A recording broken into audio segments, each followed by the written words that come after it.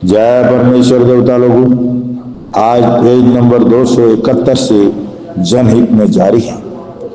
साध अनूपदास महाराज लिखी किताब जगदीत कारणी। यह जगदीत कारणी जिसको श्री अनूपदास प्रिंटिंग प्रेस चावनी एरमपुरा में छाप के प्रसिद्ध की। तारीख 17 अप्रैल सन 1909 जा विशाख बुद्धि 12/7/1965। परमात्मा ने नाम। जय परमेश्वर। हजार हजार शुक्र उस ज्योति स्वरूप निरंजन निराकार का है कि जिसने जमीन व आसमान को बनाया और तमाम सृष्टि को पैदा किया, परंतु उसकी कारीगरी का भेद किसी पर जाहिर नहीं हुआ कि क्या भेद है। फिर मेरी जबान से ईश्वर परमात्मा की तारीफ अदा नहीं हो सकती और दूसरा मजमून बदो समुद्र के सो कलम से लिखा जाता कि जो जो करतब मैंने इन सौदागर महाजदान के देखे वो अजब तरह के नजर आए, जिससे मुझ गरीब साध अनूपदास को तमाम जान के हिंदू मुसलमान और साध संत और पंडित फकीर और मुल्कों के राजा महाराजा और सातों आठों और सब विलायतों के बादशाह दिगर अंग्रेज वगैरह की खिदमत में हाथ जोड़कर अर्ज करना लाजिम है।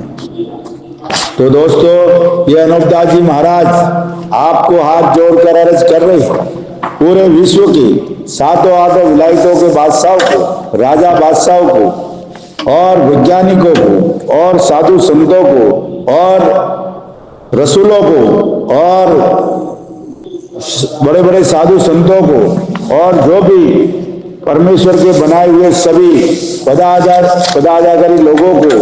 और ये जो अनूपदास जी महाराज बता रहे आपको दोस्तों, तो आज जो दुनिया में जो बुरा हो रहा है, दुख चल रहा है, रोग बीमारी आ रही है, कई प्रकार के रोग अधजाल चल रहे, ये सब कुदरत के नहीं है भाई।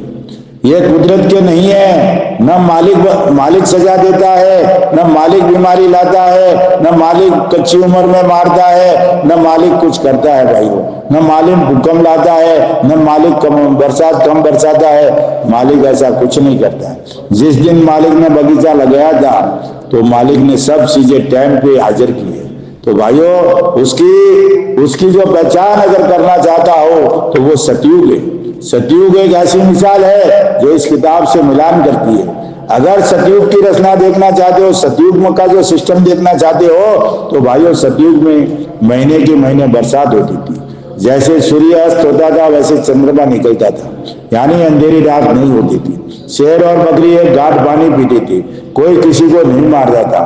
इंसान में भी अपनी चीज को अपनी जानते थे, पराई चीज को पराई जानते थे। लोग में कभी नहीं पड़ते थे, दया धर्म में रहते थे और नेकी में चलते थे भाई।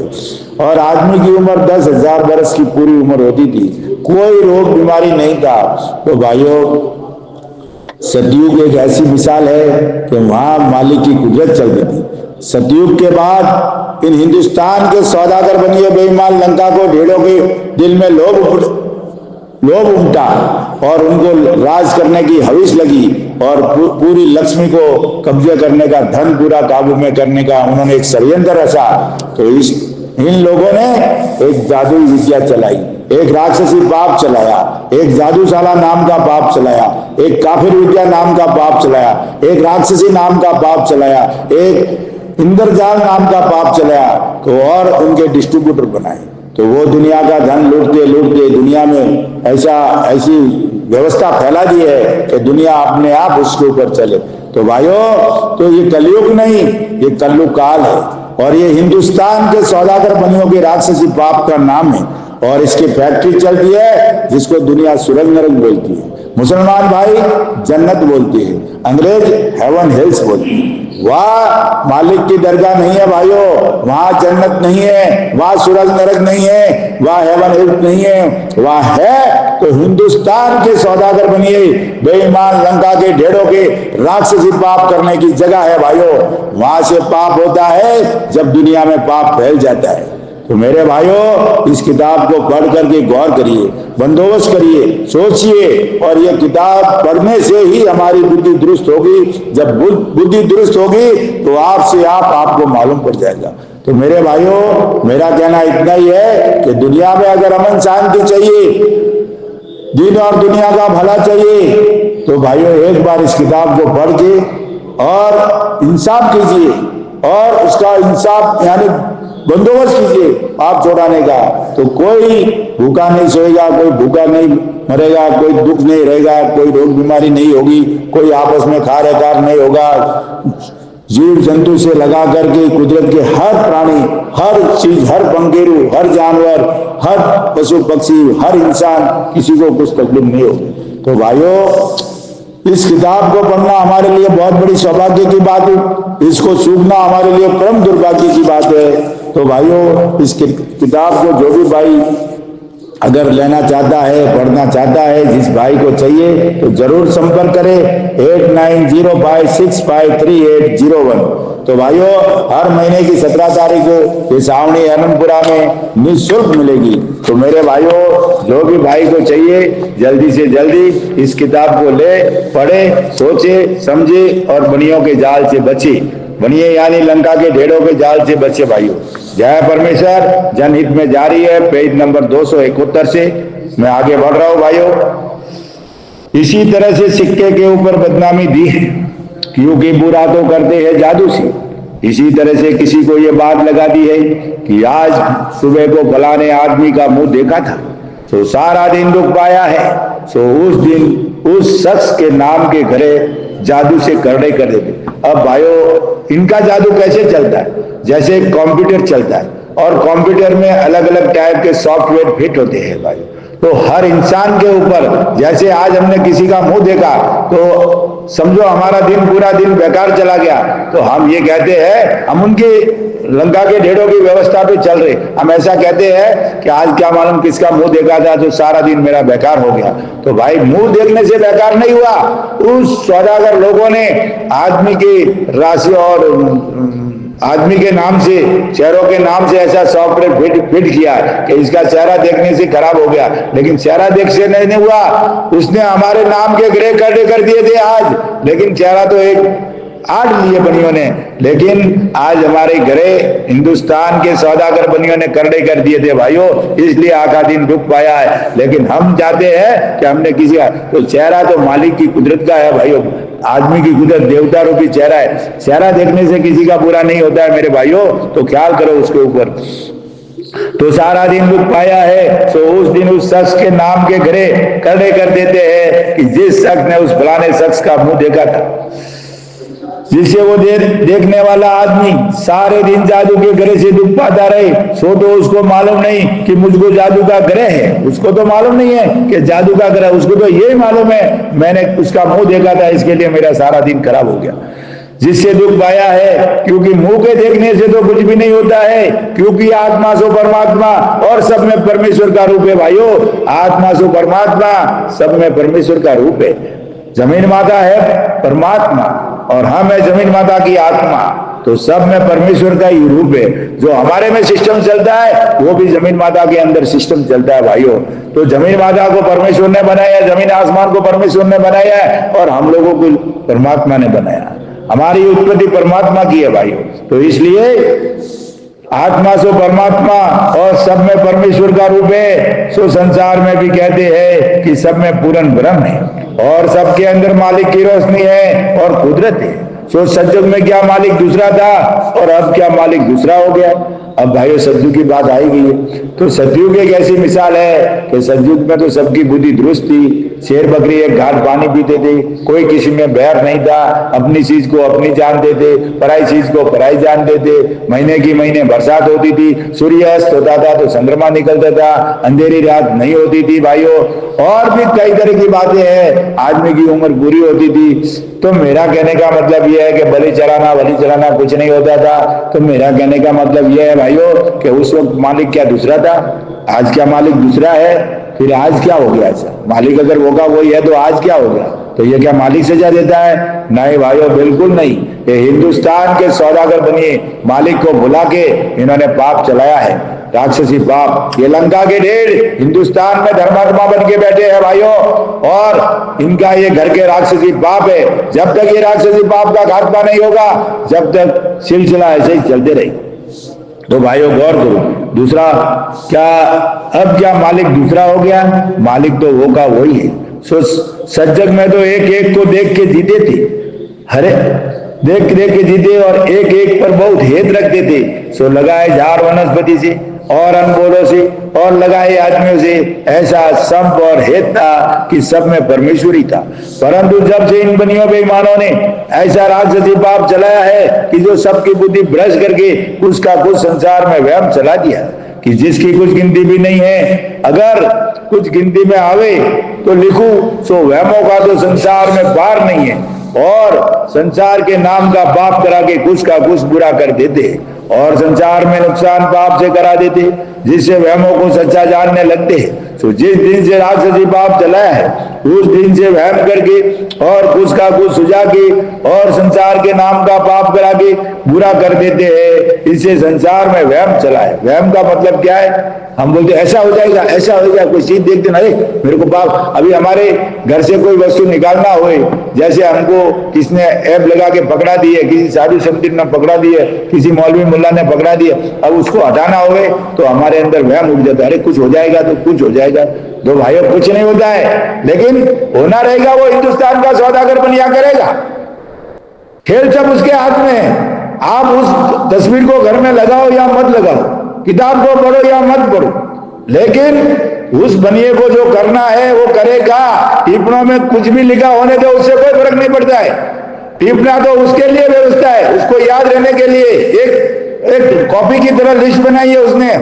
3 कॉपी बनती है, एक 84 पे जाती है, एक ब्राह्मण के पास रहती है और एक कॉपी हिंदुस्तान के सौदागर बनियों के पास रहती है। भाइयों, वो टिप्पणी के आधार से दुनिया में बैल चलाता है, लेकिन दुनिया उस टिप्पणों के चक्कर में ही पड़ गई है। दुनिया बोलती है टिप्पणों से होता है, लिखने से कुछ नहीं होता है। उसका एक सिस्टम है, लिखने का मतलब उसका हिसाब किताब बनिए के पास रहता है। किसको सजा देनी है, किसको माफ करना है, किसकी सजा ये करनी है, मुकर्रर करनी है, किसकी सजा बैल करनी है, यानी किसको मारना है, किसको तारना है, वो सब उसके सिस्टम में होता है। ये ऑर्डर देगा वो काम होगा, ये ऑर्डर देगा कि नहीं करना है तो नहीं होगा। संसार में वहम चला है, सो सब संसार गुप्ती पाप को छुड़ाऊंगी जब सबको आराम मिलेगा कि जैसा सज्जग में था वैसा ही हो जावे। जब कि पाप को छोड़ा दूंगे, जब पीछे सज्जग हो जाएगा और सदा सज्जग ही रहेगा।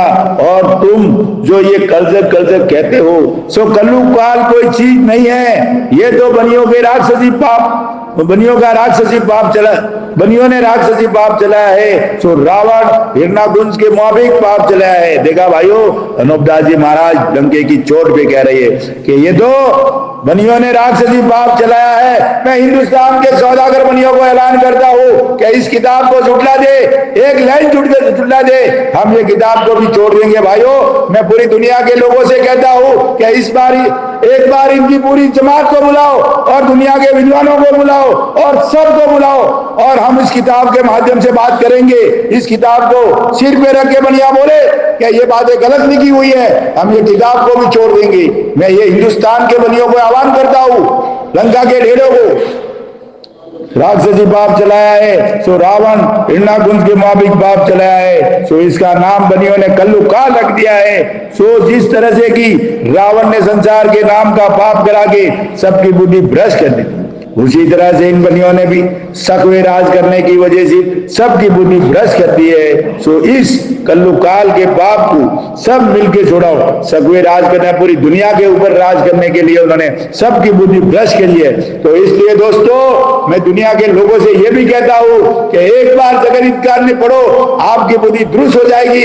झूठ क्या है, सच क्या है, पाप क्या है, पुण्य क्या है, सब पहचान जाओगे। भाइयों, आज किसी के पास पाप और पुण्य की कोई सरकार के पास, कोई विद्वानों के पास कोई लिस्ट ही नहीं है कि पाप किसे कहते हैं और पुण्य किसे कहते हैं। कोई नहीं बता सकता दुनिया में। मैं आपको चैलेंज करता हूं, ये किताब पाप और पुण्य की पहचान बताती है मेरे भाइयों, तो गौर करो। छुड़ाऊंगे तो सज्जगी है, अगर पाप को फिर कभी नहीं चलने दूंगी और पूरा बंदोबस्त सब विलायतों में रखूंगी तो सब संसार में सुख रहेगा। सो ये जाल कदीमी से बनियों का है, यानी रावण के पहले से बनियों का है। रावण के बुजुर्गों को सिखाने वाले हिंदुस्तान के सौदागर बनिए थे। भाइयों, ये पाप जो रावण को तो सिखाया गया, सल में डाला गया, धोखे से मारा गया, रावण, कंस, कारून वगैरह को ये अपने भाई थे और इनको इन हिंदुस्तान के सौदागर बनियों ने, जैसे आप किसी आदमी को शराब की लत हो जाती है, नशे की लत पड़ जाती है, गर्दुल्ला बन जाता है, शराबी बन जाता है, गौजेड़ी बन जाता है, तो ये गौजेड़ी, भंगेड़ी, शराबी ये एक लत है, एक उनको गारद करने की एक लत है भाइयों। तो ये हिंदुस्तान के बनियों की लत डाल दी थी, इसलिए वो भूल में मारे गए। ये तो अनूपदास जी महाराज की मेहरबानी समझो कि उन्होंने इनका राक्षसी पाप, कदीमी पाप करने वालों को पकड़ा है भाइयों। तो ख्याल करो मेरे भाइयों कि ये क्या बात है, कदीमी पाप बनियों का ही है और हिंदुस्तान में से ही चला है, ये पाप भी हिंदुस्तान में से ही चला है, सातों आठों विलायतों में। इसके लिए मोदी साहब भी जाते हैं तो हिंदुस्तान को साफ सफेरों की बातें कहते हैं कि पहले हिंदुस्तान साफ सफेरों वाला था, साफ सफेरों वाला नहीं था मोदी साहब, ये हिंदुस्तान के सौदागर बनिए राक्षसी पाप चलाते हैं, तो जादू सालों का पाप था, हिंदुस्तान में ही चला है। तो हिंदू मुसलमानों ने इन बनियों के शामिल जन्म पाया है और एक ही टापू के रहने वाले हैं। ये हिंदू मुसलमान आज दिन तक आपस में लड़ते हैं, लेकिन उनको ये मालूम नहीं पड़ा कि हम एक ही टापू के रहने वाले हैं, भाई के भौमिक भाई है, फिर भी हमको मालूम नहीं पड़ा हम किस चीज के लिए लड़ते हैं भाइयों। ये हम लड़ते क्यों है और किसके लिए लड़ते हैं भाई? सब कुदरत का दिया हुआ तुम्हारे पास भी है, कुदरत का दिया हमारे पास भी है, फिर लड़ने की क्या बात है? तो भाइयों गौर करो, सोचो, समझो और ख्याल करो कि बनियों के शामिल जन्म पाया है और एक ही टापू के रहने वाले हिंदू मुसलमान बनियों के शामिल जन्म पाया है और एक ही टापू के रहने वाले हैं। सो सब संसार के लोग भी कहते हैं कि एक मुल्क वाले के एक इरादा बहुत होता है कि जो आपस में लाज शर्म रखते हैं। अब भाइयों देखो, लाज शर्म तो कहाँ गई और खून के खंगाल चलते हैं, एक दूसरे के खून के प्यासे हो गए हम लोग। क्या भाई, कुदरत की दी हुई चीज तुम्हारे पास भी है, अल्लाह ने तुमको भी बहुत बख्शा, अल्लाह ने सबको दिया है, तो वो किसी का बुरा नहीं करता। मैं तो अल्लाह और परमेश्वर को एक ही मानता हूँ भाइयों, जिसने सृष्टि रची है वो अगर अल्लाह है तो सृष्टि रचने वाला परमेश्वर भी है, तो नाम अलग हो सकते हैं, तो मैं तो एक ही मानता हूँ। तो मुल्क के रहने वाले एक ही शर्म संसार में सदा रखते आए हैं, परंतु इन बनिए बेईमानों ने अपने मतलब के वास्ते क्या जाल चलाया है। देखो भाइयों, सोचो, ख्याल करो, समझो, क्या जाल चलाया है कि जो कदीमी पाप है उसको अपने पास रखते हैं और उस कदीमी पाप में से थोड़ा सा हिंदू मुसलमानों को सल करके और सिखा के रावण, हिमाकंद, कारून वगैरह को सल के अंदर डाल के गारद कराया। देखो भाइयों, ये सब इन लंका के ढेरों ने, हिंदुस्तान के सौदागर बनियों ने सल करके रावण, कंस, कारून वगैरह को पाप में डाल के सल करके सिखा के गारद कराया, सल करके अंदर डाल के गारद कराया और भुलाया। क्योंकि तुम चार गुट में राज करना, सो राज करना तो किधर को गया, बल्कि अपनी अपनी औलादों को जाल में मरा दिए। परंतु ये बनिए शामिली के शामिल रहे और उनको अपने जाल की इन बनियों ने जरा भी खबर नहीं पड़ने दी। देखा भाइयों कि तुम ये पाप करते रहो, तुम 4 गुट 14 भान में राज करोगे, ऐसा लोग थे कि ये पाप सिखाया और वो तो अलग के अलग रहे और जाल में हमारे लोग मारे गए। कारून मारा गया, कंस मारा गया और हिरण्यकश्यप मारा गया और रावण मारा गया। भाइयों, ये नेक पुरुष थे, लेकिन इनको सल में डाल के पाप सिखाया गया हिंदुस्तान के बनियों ने और उनको खौफ दिखाया बड़े बड़े कि तुम दुनिया पे राज करोगे 4 गुट 14 भान में, और ये हिंदुस्तान के बनिए तो अलग के अलग रहे।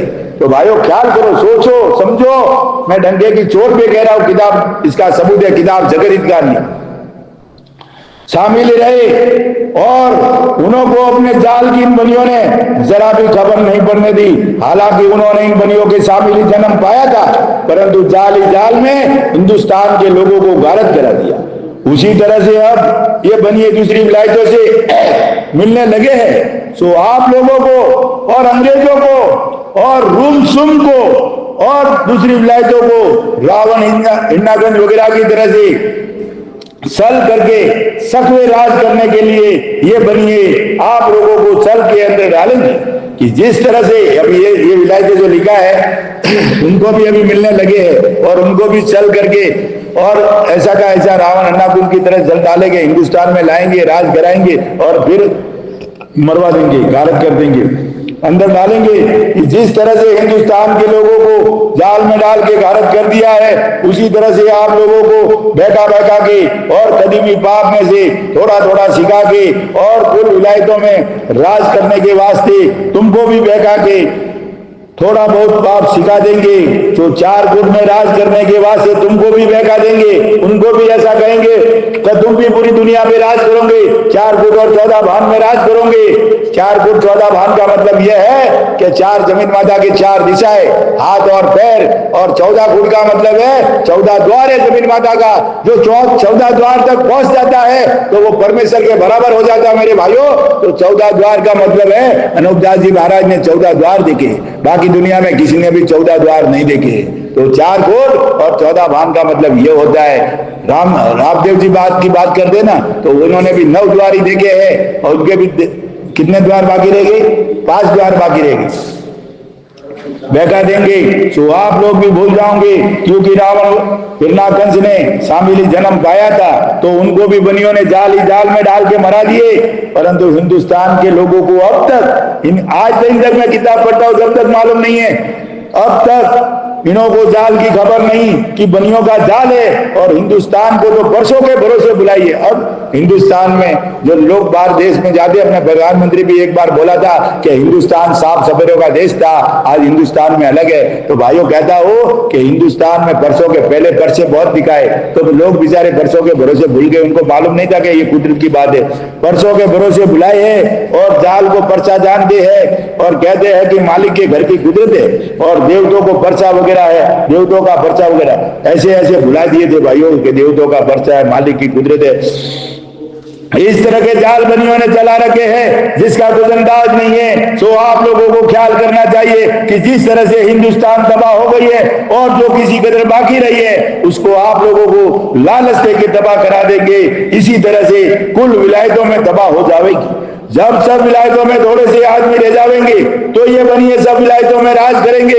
इस वास्ते ये जादू का पाप चलाया है। किस वास्ते चलाया है? पूरी दुनिया को गारत करेंगे और थोड़े से आदमी रहेंगे। जब अपना ये हिंदुस्तान के लंका के ढेर बेईमान बनिए पाप करेंगे भाइयों, ये राक्षसी पाप इनके घर का है। सोचो, बहुत ख्याल करो, गहराई से समझो भाइयों। गला फाड़ फाड़ के चिल्ला रहा हूं फिर भी आपकी जूठ तक नहीं उठती है। पाप चलाया है। जब ये बनिए राज करेंगे, जब एक आध विलायत बाकी रहेगी, जब ये बनिए राक्षसी पाप से उनका भी बुद्धि भ्रष्ट कर देंगे। आज अमेरिका की जनसंख्या कितनी है, रूस की जनसंख्या कितनी है, 100 कोस पे गांव मिल रहे भाइयों। बाहर देशों में ऐसी स्थिति कर दी है और ये किताब में लिखा हुआ है कि ऐसा कलयुग आएगा कि 100 कोस पर एक गावड़ा मिलेगा। सिर्फ और सिर्फ ये किताब हिंदुस्तान में चल रही है तो हिंदुस्तान और चाइना में बाजू का देश है, बाकी तो सब जगह पूरे गारत कर दिए देश को, देश को नष्ट कर दिया भाइयों। आज भी दुनिया में सब जगह युद्ध चल रहा है। तो भाइयों सोचो, ख्याल करो, क्यों लड़ रहे हो भाई? क्या है? क्या साथ में लेके जाओगे? क्या लड़ रहे हो तुम लोग? क्यों लड़ते हो? क्या मालूम कल बुद्धि खराब होने से हमारी औलाद वापस खराब हो जाएगी। अगर बुद्धि दुरुस्त होगी तो सबके लिए बहुत मालिक ने खाने पीने को दिया है। क्यों लड़ रहे हो भाई? मत लड़ो। मैं तो पूरे सातों आंधों बुलाते थे हाथ जोड़ के करा, कोई मत लड़ो। ये बारूद के ढेर अपने आप जला दो, कोई किसी में कुछ नुकसान मत करो भाइयों।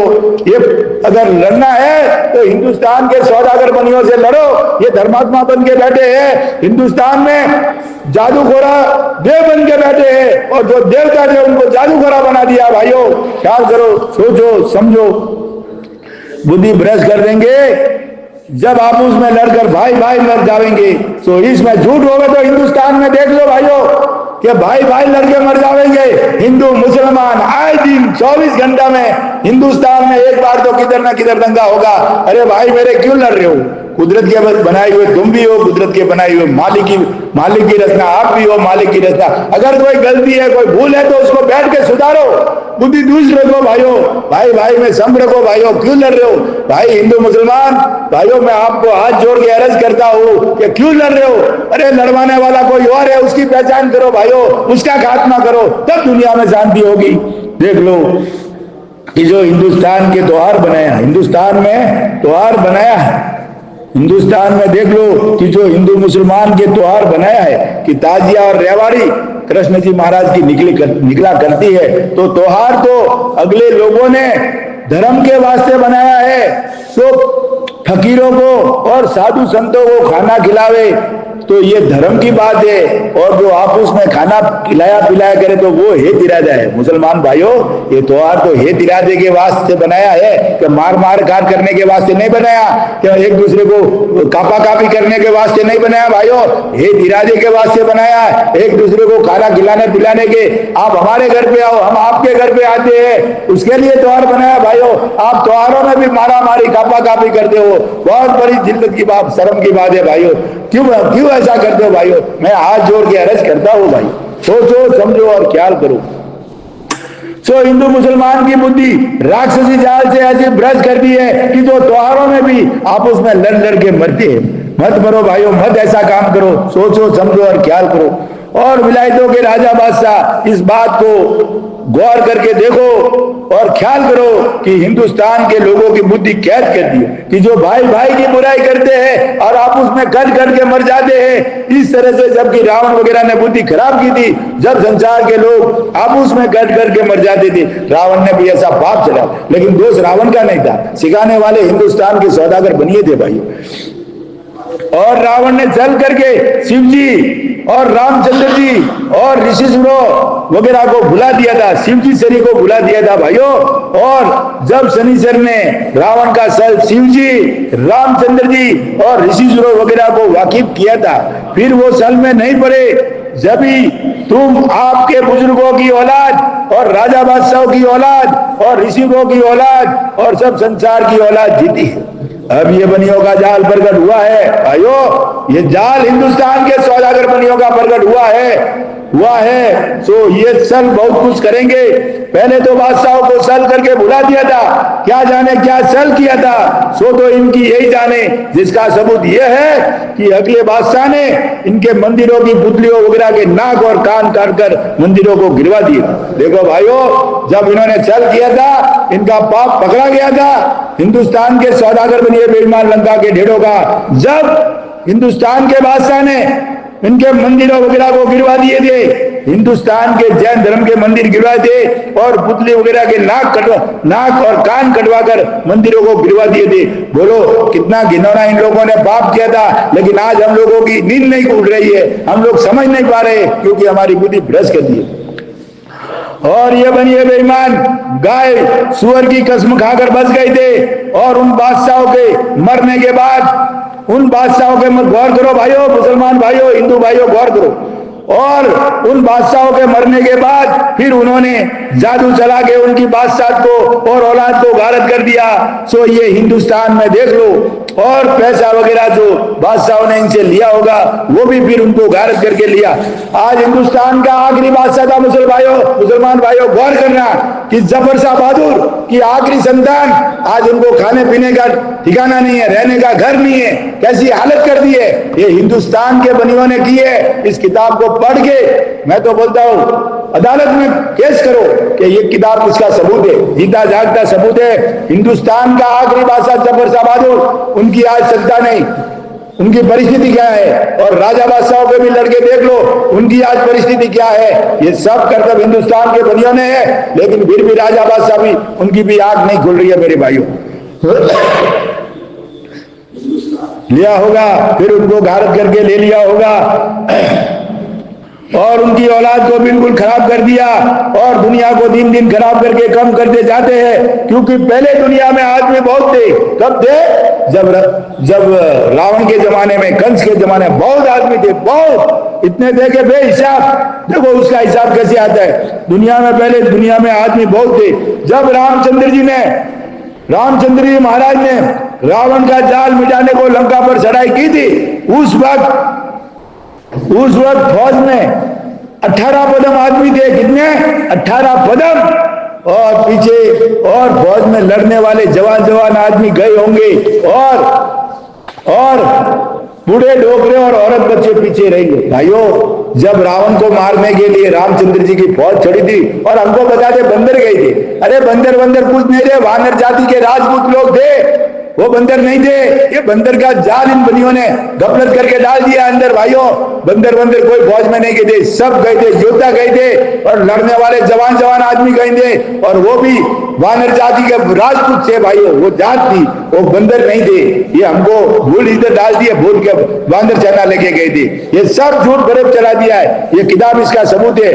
गए होंगे 18 कदम आदमी गए होंगे, और वो भी बूढ़े डोगरे औरत बच्चे पीछे रहे होंगे। तो ख्याल करोगे उस वक्त आदमी कितने होंगे, और अब मर्दमशुमारी में देखोगे हिंदुस्तान में कितने आदमी हैं। तो भाइयों, आज हिसाब लगो, 7 अरब की जनसंख्या है, और 18 कदम किसको बोला जाता है? वो भी फौज थी 18 कदम तो, और पीछे बूढ़े डोगरे रहे होंगे, और आगे रावण की सेना में भी लोग रहे होंगे। तो कितनी जनसंख्या थी?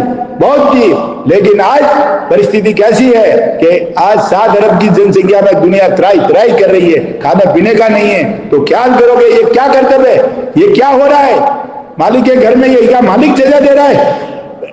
नहीं भाइयों, ये मालिक के बगीचे को बगाड़ने वाले हिंदुस्तान के सौदागर बनिए बेईमान लंका के ढेर। इनका खात्मा करो, जल्दी से जल्दी पहचान करो, जल्दी से जल्दी पता लगाओ। और इस किताब जगत विज्ञान ने इसका सबूत है। कितने आदमी हैं? तो पहले से बहुत थोड़े हैं, परंतु कोई भी ख्याल नहीं करते, और बनिए अनेक तरह से संसार को मारते हैं। और गुरु नानक ने अपनी पोथियों में ऐसा लिखा है कि इन काफरों का एतबार कभी नहीं करना चाहिए। ये गुरु नानक जी महाराज ने भी अपनी किताब की पोथियों में लिखा है। चाहिए इस कदर कसमें क्यों न खावे कि जैसे कोई आदमी भरे हुए घी के कुएं में हाथ घुसेड़ दे, और फिर उस हाथ को निकाल के तिलों में घुसेरे, तो घी के भरे हुए हाथ में बेशुमार तिल लग जावे। इस कदर कसमें खावे, तब भी काफरों का एतबार न करना चाहिए। और काफी कौन है? हिंदुस्तान के सौदागर बनिए असली काफी। और इतनी कसमें खावे तो भी इनकी कसमों पे कभी एतबार नहीं करना। ये सब झूठी कसमें खाते, एतबार न करना चाहिए। इसी तरह से कृष्ण महाराज के वक्त में संचार कंस राजा और हिन्ना कंस और कारुण वगैरह के चल में नहीं पड़ा, क्योंकि शनिचर जी, कृष्ण जी महाराज और नरसिंह जी महाराज और गुरु नानक जी महाराज, देखो ये महान पुरुष थे और उन्होंने दुनिया बचाई है। किसने बचाया भाइयों? वगैरह के चल में नहीं पड़ा, क्योंकि शनिचर जी महाराज, कृष्ण जी महाराज, नरसिंह जी महाराज, गुरु नानक जी महाराज ने वाकिफ कर दिया था। इस वास्ते चल में नहीं पड़े। इससे अपने अपने बुजुर्गों की औलाद बची है। तो आपको भी अपनी अपनी कौम को जगाना है, अपने अपने समाज में जगाना है, अपने अपने देश में जगाना है, अपने अपने गांव में जगाना है, अपने अपने विदेशों में जगाना है भाइयों, अपनी अपनी विलायतों में जगाना है। तो ये सबका फर्ज बनता है, और सब ये मेहनत में लग जाओ तो पाप आपदाने से छूट जाएगा। ये मुसलमान भाइयों का भी काम है, ये हिंदुओं का भी काम है। ये किताब कोई एक मजहब और ज्ञान के बारे में नहीं है, ये हिंदू मुसलमान और अंग्रेजों के बारे में, अंग्रेजों को अपनी औलाद बचाने के बारे में हिदायत है भाइयों। तो ये काम तीनों का है। औलाद बची है। अगर सब संसार राक्षसों के छल में पड़ जाता तो गारत कर देते। इसी तरह से जो मेरे जीते जी, अनुपदास जी महाराज यहाँ कहते हैं कि मेरे जीते जी बनिए अपना जाल छोड़ देवे तो बनिए भी उबर जावे। क्योंकि जैसे तुम संसार माई बाप की तरह से हो, उसी तरह से बनियों को भी अपना माई बाप जानता हो। ये भी कुदरत के बनाए हुए हैं, ये भी परमेश्वर के बनाए हुए हैं, लेकिन इसके इनों के दिल में लोभ उठ गया, पाप उठ गया, और ये दुनिया को गारत करने इन्होंने इतने पाप किए हैं, इतने लोगों को मरवाए हैं, लाख पेड़ी से पाप करे भाइयों। इसकी अगर गिनती करोगे तो अगर एक पाकिट मार हमको मिलता है ट्रेन में तो उसको मुर्दे के माफिक बना देते हैं। और इन्होंने तो करोड़ों अब्जों लोग मारे हैं, अब्जों का कोई हिसाब ही नहीं है। लाख पेड़ी से पाप करके दुनिया को गारत कर रही है, इनको कभी छोड़ोंगे? ये तो अनुपदास जी ने बोला था कि आप जिंदगी में कभी पाप नहीं करोगे और पाप छोड़ दो तो तुमको भी माई बाप जानता हूं। लेकिन ये इन्होंने ये अनुपदास जी की बात को नहीं माना कि तू क्या कर लेगा बुढ़ा, हम तो दुनिया के ऊपर राज करेंगे और तुम हमारे बीच में मत आओ, तुमको जो करना है तुम करो, हम तो पाप करते रहेंगे। एक बढ़िया बोला अनुपदास जी महाराज ने, इनके मेलों में जा जाके इस किताब को पढ़ा के बात की और बोला कि ये पाप छोड़ दो। तो एक बढ़िया बोला कि भाई हमको मालूम नहीं है। दूसरा बढ़िया बोला कि अभी तो हमारा पाप खूब चलेगा। तीसरा बढ़िया बोला कि तुमको जो करना तुम कर ले, पाप तो ऐसे ही चलते रहेगा, हम तो पाप नहीं छोड़ेंगे। और एक ऐसा तीनों में ऐसे ही बोला, और कुछ भी थोड़ी मिस्टेक हो गई तो ऐसा भी बोला कि जो करता है उसको पकड़ो, ऐसा भी कुछ बोला। ये तीनों बनिए मिले थे, तीन लोग मिले थे बनियों की कौम के। अगर एक ने भी सच बोला होता तो अनूपदास जी महाराज उसी वक्त पाप को छोड़ा देते, लेकिन वो बनिए सब झूठ बोले और ये दुनिया को मारते रहे भाई। अब ये काम जनता को सौंप दिया है, पब्लिक को सौंप दिया है, और जनता जब जाग उठेगी, जब इनके फुदिये बिगाड़ देंगी, छितरे उठेंगी। इसलिए भाइयों बोलता हूं, आज किसी के घर में बुरा हो रहा है, कच्ची उम्र में मर रहा है, रोग बीमारी है, एड्स, कैंसर वगैरह जो कुछ है वो इनकी बदौलत है। हिंदुस्तान के सौदागर बनियों के राक्षसी पाप का कर्तव्य है भाइयों, इनको पकड़ो। ये लगत के चोर है, ये धनी मार जाते हैं, राजा बादशाह को मरवाने वाले यही है भाइयों, और ये जगत के चोर है, ये लंका के ढेर है, और पूरी दुनिया के ऊपर ये राज करना चाहते हैं, और पूरी दुनिया में इन्होंने त्राई मचा दी है, झगड़ा लगा दिया है, और ये कुलंकी बेईमान सौदागर धनी मार जाते हैं भाइयों। इनका कभी भरोसा नहीं करना चाहिए। अभी क्या करें, मजबूरी ऐसी है कि कानून का धन भी इनके पास है, कंस का धन भी इनके पास है, रावण का धन भी इसके पास है, अन्ना कसब का धन भी इनके पास है भाइयों, और जमीन माता का 13 तुम्बा धन लेके समुद्रों के पार पहुंचा दिया। जहां ये पाप करते, जहां दुनिया को बोलते थे सुरग लगे, वहां पे ये धन को लेके चले गए, और एक दिन ये भी चले जाएंगे, ख्याल नहीं किया तो फिर वहां बैठ के पाप करावे, पूरी दुनिया को गारत कर देंगे। इसलिए कहता हूं भाइयों, इस अरज को सुनो अनूपदास जी महाराज की। आज बोल रहे हैं अनूपदास जी महाराज, उनकी बात को सुनो, एक बार इंसाफ करो, इंसाफ करने से मालूम पड़ जाएगा। जानता हूं, परंतु ये बेईमान तुमको चल करके भुला देंगे, क्योंकि तुम लोगों को इनके जाल की खबर नहीं, और मेरे को तो इन बनियों ने सम्मा मुख कल्पाया है, जैसे कि रावण ने शनिश्चर को कल्पाया था। इस वास्ते मुझको इनके जाल की मालूम हुई। अगर इनको जाल छोड़ना हुए तो तुम लोगों से छल क्यों करे, परंतु ये तुमको छल करके भुला देंगे। बाद तुम्हारे मरने की तुम्हारी औलाद को गारत करेंगे। मेरे को ये बहुत फिक्र है, ये अनूपदास जी में, मेरे को ये बहुत फिक्र है, क्योंकि मैं भी अकेला नहीं हूं, और जो इनके समाज वाले हैं, रावणा राजपूत, तुम भी सोच लो। अनूपदास जी महाराज क्या कहते हैं, आंख खोल के चल दो, सबसे हिंदुस्तान में सबसे पीछे रावणा राजपूत है। अपनी आंखें खोलो और अपने कुल देवता को मानो, और तुम वंश में समाज जमा करते हो, वहां दो शब्द बोलने नहीं देते हो अनूपदास जी महाराज के। बड़ी शर्म की बात है। ये रावणा राजपूत बोलता है, गर्व से कहो, क्या गर्व से कहो, तुम्हारी औकात नहीं है अनूपदास जी महाराज को जय बोलने की, और तुम बोलते गर्व से कहो, क्या गर्व से कहेंगे भाई। रावणा राजपूत कान खोल के सुन लो, ये अनूपदास जी महाराज क्या कहते हैं, गहराई से सोचो, और तुमको मंचों पे अनूपदास जी की बात करने में शर्म आती है। कभी समाज एकत्र नहीं होगा, कभी समाज नहीं सुधरेगा, ये मैं कहता हूं। अनूपदास जी महाराज ने तो समाज की फिक्र की है, और आप लोग उनसे घृणा करते हो। बहुत बड़ी शर्म की बात है। जो अनूपदास जी महाराज को नहीं मानता है वो बंदा कुदरत का हो ही नहीं सकता है, वो तो बड़ियों की बुद्धि में कैद हो चुका है।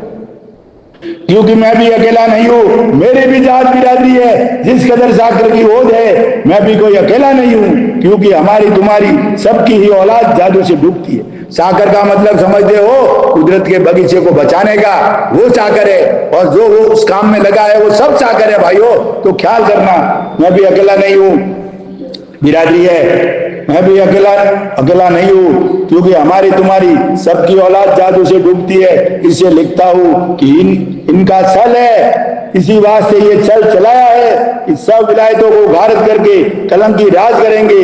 जो तुमको अपनी औलाद प्यारी है तो तुम अंग्रेज और हिंदू मुसलमान इनके छल में मत पड़ना, नहीं तो मुल्कों में पैसा नहीं रहने देंगे और औलादों को दुखी करके घारत कर देंगे।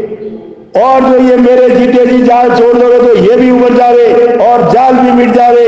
और बार बार कहता हूं कि हरगिज इनके छल में मत पड़ना कि हमारी तुम्हारी जात और औलाद कायम रहे, चाहे ये कितना ही छल करे, परंतु जाल को छोड़ाना जो सुख प्राप्त हो भाई। तो ये अनूपदास जी महाराज कहते हैं, और रावणा राजपूत जात कहता है कि अनूपदास जी महाराज ने ऐसा लिखा है कि सब जात सुधर जाएगी और हमारी जात नहीं सुधरे। अरे बेवकूफो, देखो इस किताब को एक बार पढ़ के देखो, अनूपदास जी महाराज अपनी जात का कितना फिक्र करते हैं, और ख्याल करो इसके ऊपर। और आज के बाद अगर ये मंचों पे किताब नहीं बोलते हैं तो मैं तो समाज के लोगों से कहता हूं कि मंची होने मत दो, चंदा मत दो, कुछ भी मत दो। अगर मंचों पे अनूपदास जी की बात करने नहीं देते तो वो कुदरत के शैतान है। ये ख्याल रखना भाइयों। और आज मैं बहुत टाइम ले लिया भाइयों, टाइम भी बहुत ज्यादा हो गई, तो आपका दिन शुभ रहे। तो मैं आज ये किताब, आज काम तो चालू रहेगा, पूरी नहीं हो रही है, जनहित में जारी रहेगी, लेकिन मेरे भाइयों इस किताब पे गौर करना, समझना। अगर मैं ज्यादा बोला हूँ, क्योंकि मुझे बहुत दुख हो रहा है, मेरी लाख बेटी से औलाद मर रही है, रोग बीमारी से ग्रस्त रहता हूँ, तो मुझे इस बात को दुनिया में फैलाना बहुत जरूरी है। जय परमेश्वर। और आपका शुभ, हिंदू मुसलमान अंग्रेज भाइयों, आपका दिन शुभ रहे। जय परमेश्वर।